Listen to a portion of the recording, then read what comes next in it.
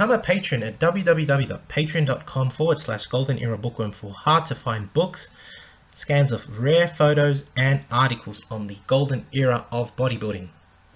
Hi everybody, Golden Era Bookworm here. In recent times we have seen the increasing death of bodybuilders at younger ages due to the increasing use of performance enhancing substances in the sport of bodybuilding, which is typical of the size above all else mentality adopted in the modern era. But if we look back at the golden, silver and bronze eras, there was a different and healthier emphasis in bodybuilding, which was called physical culture back in the day.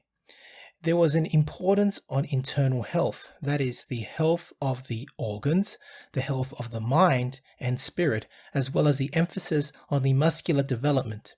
For example, Vince Gironda once stated that he believed that if enough concentration was placed into performing bodybuilding exercise and synchronized with correct breathing, the practice of bodybuilding could become a Zen-like practice.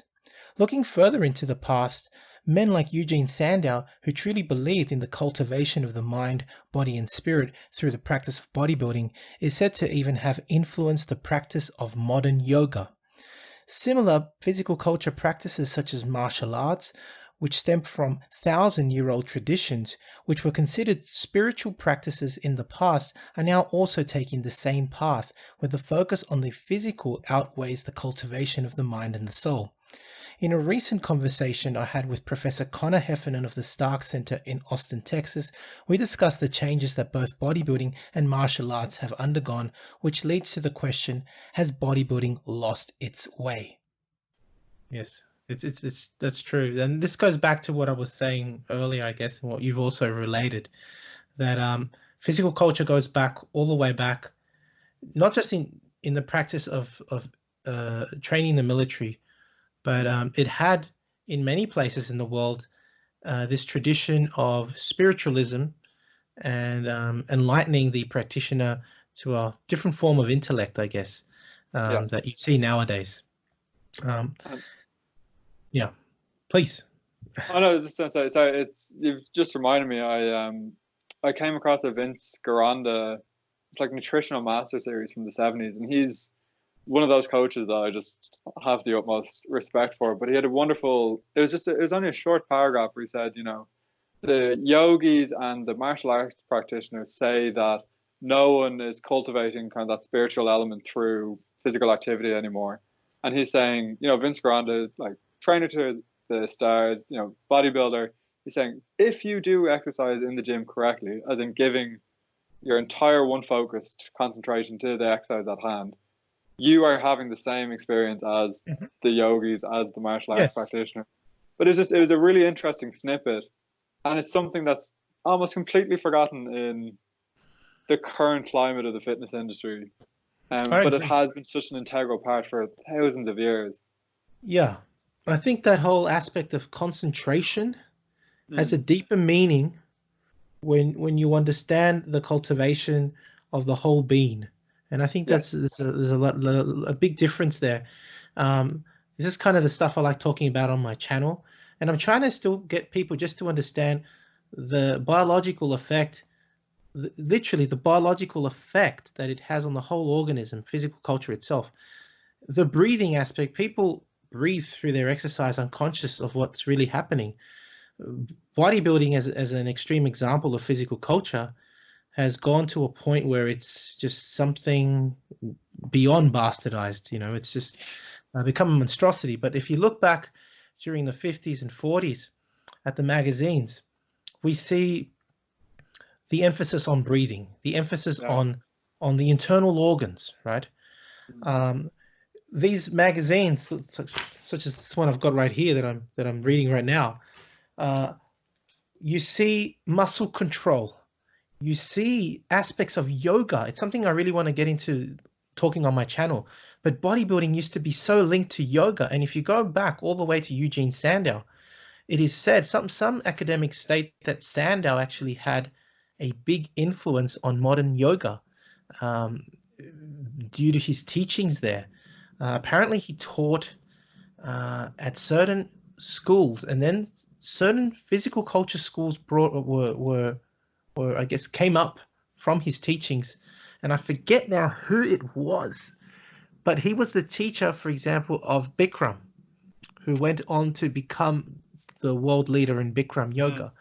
And it's just interesting to see this kind of lineage going all the way back of all these modern practices we have now, which are completely, as you mentioned, the wonderful word, divorced from each other, but how they all merged back then. I mean, I look at these magazines and I see people doing the practice of vacuums, Yes. which is a actual yogic cleansing practice called, I think it's called, it goes back to the practice of Nauli, which is actually massaging the internal organs. Again, it goes back to cultivation of the whole organism, not just about, I want to get that bicep as big as possible. I mean, this is just the extreme nowadays, you see. It had to do with improving the circulation of your breathing, ribcage expansion, about increasing your lung capacity, your heart capacity, because how can you increase the function of your body, the strength of your body, without taking care of the internal effect that it, if you have a strong viscera metabolism to back up your more enhanced physique, then it makes more sense. That's why I really call it, nowadays it's muscle building. Back then it was true bodybuilding, because the whole body was being built. Yeah, no, that's actually an excellent way to distinguish kind of what's going on in 2020 with what was going on in like 1920 or, the 1800s, because you say the early physical culturists, Sandow and the rest, they talked about the development of the internal organs, of the internal flow of your circulation, as well as then developing the physique. I mean, there was entire books, J.P. Muller, the Scandinavian physical culturist, just on breathing. There's entire books, Maxick would just write on muscle control.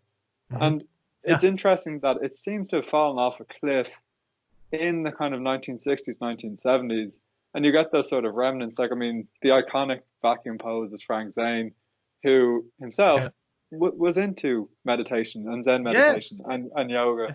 So it's interesting that it's now divorced. But as you say, there was a point where it really merged in a wonderful way. And it was normal to think that not only am I developing my physique, but I'm developing what's going on inside. I'm developing my inner energy, my vitality. Yeah. I think Sandow had a wonderful phrase, and I'm going to ruin it now, but it's something along the lines of like, physical culture is the development of what God has given us. Something along those lines. And it was this idea of building the whole body inside and outside. And that is more reflective of how humans have interacted with physical culture for millennia than just a focus on performance or aesthetics, which is a more kind of damaging, in a sense, aspect when dealing with your own body. I agree 100%. Even the word aesthetics back then was related to aesthetically pleasing physiques. Yeah. Now aesthetics has become more like gross aesthetics. So I like that one. That's good.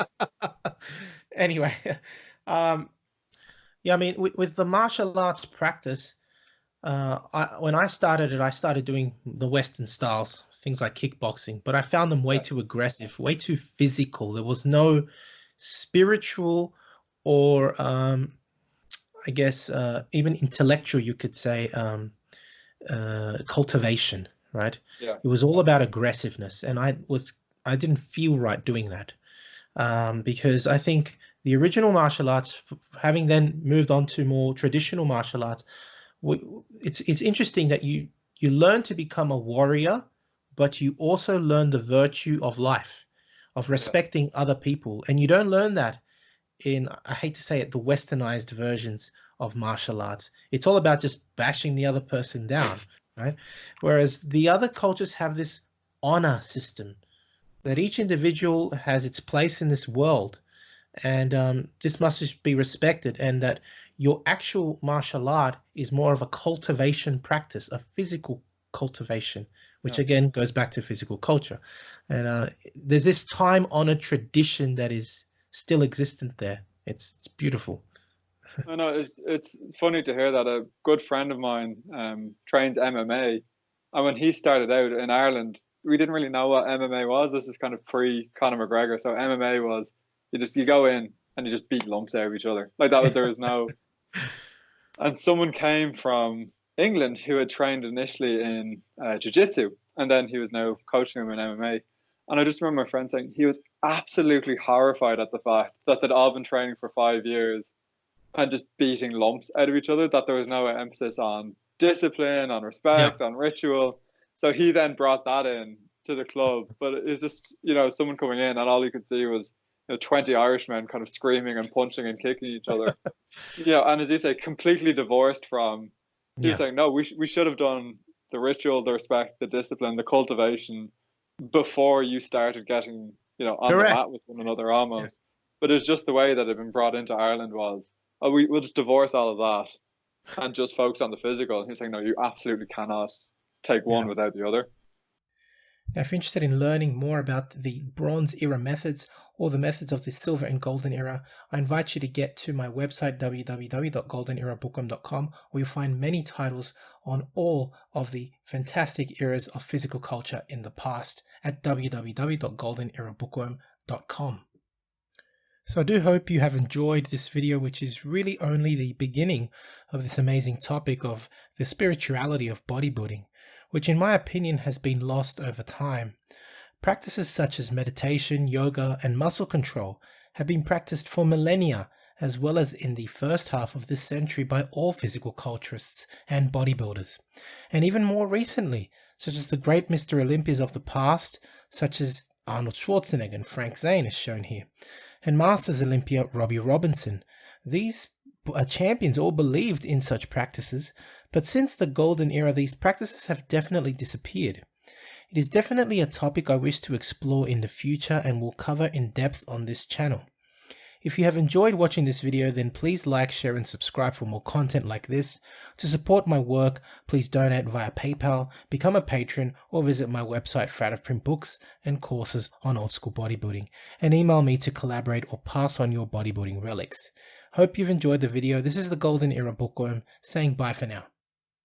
To take full advantage of my collaboration with Old School Labs, please visit their website and choose from their marvelous range of supplements using my code Bookworm12. And for an entertaining look at the history of bodybuilding's supplement industry, I would highly recommend watching Subs the Movie, which I have collaborated in, available at Amazon Prime and Vimeo.